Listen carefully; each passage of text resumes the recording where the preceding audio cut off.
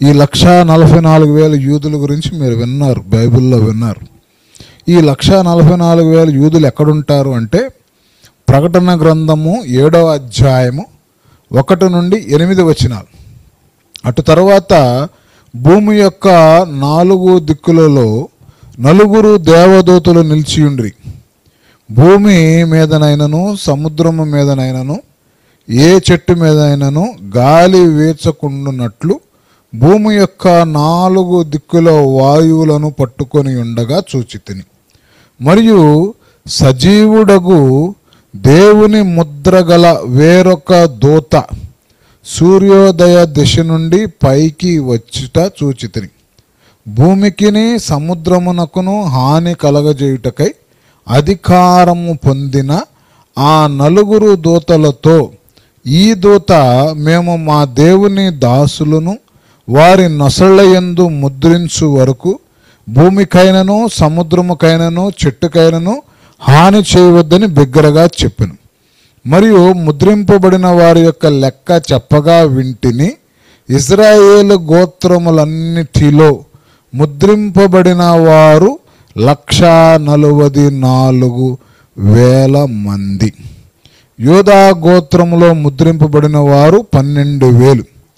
రూబేను గోత్రములో 12,000. గాడు గోత్రములో 12,000. అష్షూరు గోత్రములో 12,000. నఫ్తాలి గోత్రములో 12,000. మనష్షే గోత్రములో 12,000. షిమ్యోను గోత్రములో 12,000. లేవి గోత్రములో 12,000. ఇష్మకూరు గోత్రములో 12,000. బబులోను గోత్రములో 12,000. యోసేపు గోత్రములో 12,000 మంది. బెంజామిన్ గోత్రములో 12,000 మంది ముద్రింపబడిరి. 12,000 ఇంటూ 12 మనం క్యాలిక్యులేట్ చేసుకుంటే 1,44,000 మంది. ఈ 1,44,000 మందిని ఈ యొక్క సజీవుడగు దేవుని దూత ముద్ర వేయటానికి వచ్చిందంట. ఈ దూత ముద్ర వేసే ముందు ఏం జరుగుతుందంటే 4 దిక్కుల నుండి 4 దేవదూతలు నిలిచియుండిరి. భూమి యొక్క 4 దిక్కు, 4 కార్నర్స్ ఆఫ్ దిస్ వరల్డ్, ఆ 4 దిక్కులు 4 నిలిచి ఉన్నారు. ఆ 4 నిలిచి ఉంటే వీళ్ళ పని ఏమిటి అంటే భూమి మీదైనా సముద్రం మీదైనా చెట్టుకైనా గాలి వీచకుండా భూమి యొక్క 4 దిక్కులు వాయువు పుట్టనీయకుండా ఈ యొక్క ఏం చేసినాయి అంటే ఈ దేవదూతలు 4 చోట్ల ఉన్నాయి. ఇవి వాటి యొక్క వచ్చినటువంటి పని స్టార్ట్ చేయబోతున్నప్పుడు ఇంకొక సజీవుడగు దేవదూత ముద్ర గల వేరొక దేవదూత సూర్యోదయ దిశ నుండి పైకి వచ్చుట చూచితిని. ఈ యొక్క దూత ఏం చేసిందంటే ఆ 4టికి చెప్తుంది. ఏమని చెప్తుంది? బిగ్గరగా కేక వేసి చెప్తుందంట. ఏమని?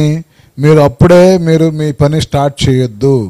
ఎందుకు అంటే మేము ముద్ర వేయాల్సినటువంటి వాళ్ళు ఉన్నారు.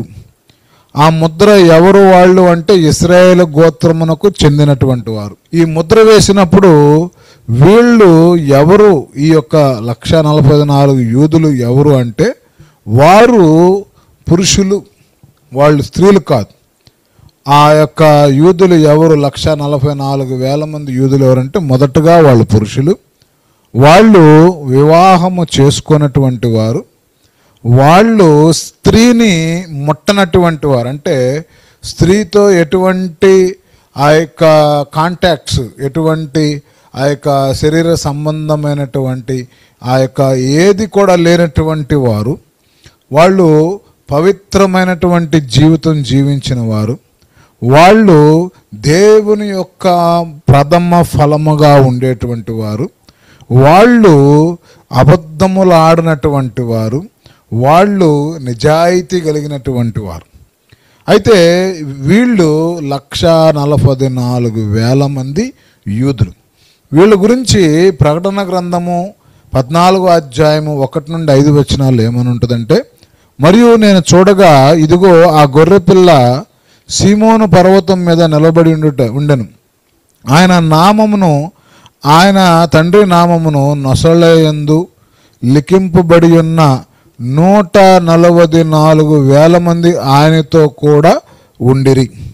మరియు విస్తారమైన జలముల ధ్వనితోను గొప్ప ఉరుముల ధ్వనితోను సమానమైన ఒక శబ్దము పరలోకము నుండి రాగా వింటిని.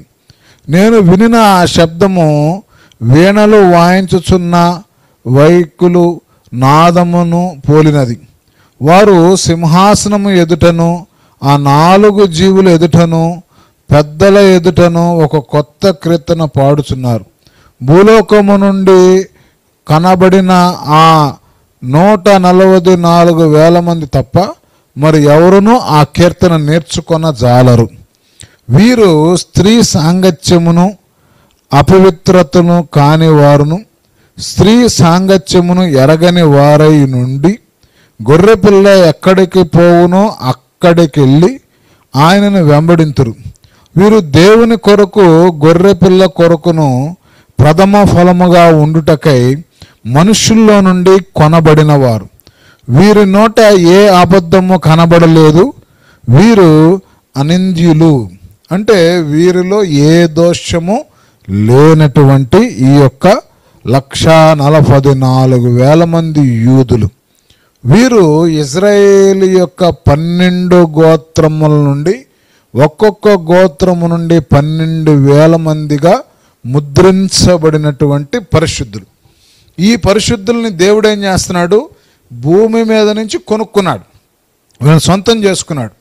దేనికి వీళ్ళని భూమి మీద కొనుక్కున్నాడు? ఎందుకు సొంతం చేసుకున్నాడు? ఎందుకు వీళ్ళ నొసళ్ళ మీద ముద్ర వేశాడంటే 7 ఏండ్ల శ్రమకాలములో వీళ్ళు ఆ యొక్క శ్రమలకి గురి కాకుండా, వీళ్ళని శ్రమ పెట్టకుండా, ఏ వ్యక్తి కూడా శ్రమ పెట్టకుండా, ఏ శక్తి కూడా వీళ్ళ మీదకు రాకుండా, వీళ్ళు కాపాడబడు నిమిత్తము, సంరక్షించబడు నిమిత్తము ఆ ప్రతిమకైనను ఆ యొక్క 666 అనేటువంటి ముద్ర అయినను వీళ్ళని ప్రభావితము చేయకుండానట్లు దేవుడు వీరిని కాపాడు కొరకు వీరిని ముద్రించాడు.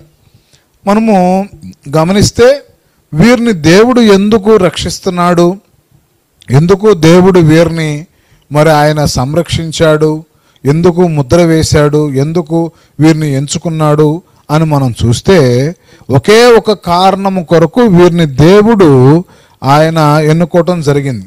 ఏమిటి ఆ కారణము అంటే మత్తయి సువార్త 24వ అధ్యాయము 14వ వచనంలో మనం చూస్తే, మరియు ఈ రాజ్య సువార్త సకల జనులకు సాక్షార్థమై లోకమందంతటను ప్రకటించబడును, అటు తర్వాత అంతము వచ్చును. కేవలము వీళ్ళు దేనికి ఎంచుకోబడ్డారంటే ఈ కష్టకాలములో దేవుని సాక్షులుగా ఉండటానికి, అలాగే ఈ యొక్క సంఘము ఎత్తబడిన తర్వాత శ్రమలు రాకముందు, అంటే మొదటి 3.5 సంవత్సరాలు వీళ్ళు ఏం చేస్తారంట? వీళ్ళు దేవుని యొక్క సువార్తను భూమంతట ప్రచారం చేస్తారంట, ప్రకటన చేస్తారు. భూమంతా ప్రకటన చేస్తారు పరిశుద్ధులు. వీళ్ళు భూమంతా ప్రకటన చేయటం కొరకు దేవుడు ఏం చేస్తాడంటే వీళ్ళని సెలెక్ట్ చేసుకున్నాడు. ఏ ఒక్కరు నశించటము దేవుని యొక్క ఉద్దేశము, దేవుని యొక్క చిత్తము కాదు. కాబట్టి ఈ లోకములో ఇంకెవరైనా సువార్త వలన వినబడక సజీవులుగా ఆ యొక్క వాక్యము అంగీకరించలేక ఇంకా ఎవరన్నా ఆ కష్టకాలములో, శ్రమకాలములో ఆ యొక్క మరి అగ్నిగుండంలోనికి వెళ్ళిపోతారేమోనని చెప్పని దేవుని యొక్క ప్రేమ ఏం చేస్తుందంటే ఆఖరి ఛాన్స్, సంఘం ఎత్తబడిపోయిన తర్వాత వీళ్ళు యూదుల ద్వారా, యూదులు ఇప్పుడు వరకు ఎవరు యూదులు అనేవాళ్ళు ఎవరు కూడా యేసు ప్రభుని గురించి బోధించరు, యేసు ప్రభునే నమ్మరు వాళ్ళు. అలాంటిది ఈ యూదులు దేవుణ్ణి ప్రకటిస్తారు, ఈ యూదులు యేసు ప్రభు గురించి మాట్లాడతారు, ఈ యూదులు దేవుని గురించి తెలుసుకుంటారు, ఈ యూదులు యేసు ప్రభుని మెస్సయాను నమ్మి దేవుని యొక్క సువార్తను ఏం చేస్తారంటే యూదులు ప్రకటన చేస్తారు. ఇక్కడ గమనించాలి, ఈ యూదులు ప్రకటన చేసినప్పుడు ఆ యూదుల యొక్క వాక్యము భూమంతటి విస్తరిస్తుందంట. అయితే దానికోసము ఈ యొక్క 1,44,000 మందిని దేవుడు ఏం చేస్తున్నాడు? ప్రత్యేకించి వీరిని కాపాడుతూ ఉన్నాడు. వీరితో పాటు మనం గమనిస్తే ఇదే శ్రమల కాలంలో ఇంకొక ఇద్దరు, 2 విట్నెస్ అంటారు, 2 సాక్షులు అని అంటుంది బైబిల్. ఆ 2 సాక్షులు కూడా ఏం చేస్తారంట? వారు కూడా దేవుని వాక్యాన్ని ప్రకటిస్తారంట. ఏది? ఈ 1,44,000 మంది కాకుండా ఇంకొక 2 సాక్షులు కూడా దేవుని యొక్క వాక్యాన్ని ప్రకటిస్తారు. అయితే ఎవరు ఆ 2 సాక్షులను మనం చూస్తే ప్రకటన గ్రంథము 11 అధ్యాయం 3వ వచనంలో అంటున్నాడు, నేను నా 2 సాక్షులకు అధికారం ఇచ్చేదను, వారు గోనె పట్ట ధరించుకొని 1260 దినములు ప్రవచింతురు. అంటే 1260 రోజులు, అంటే 3.5 సంవత్సరాలు వాళ్ళు ఏం చేస్తారంట?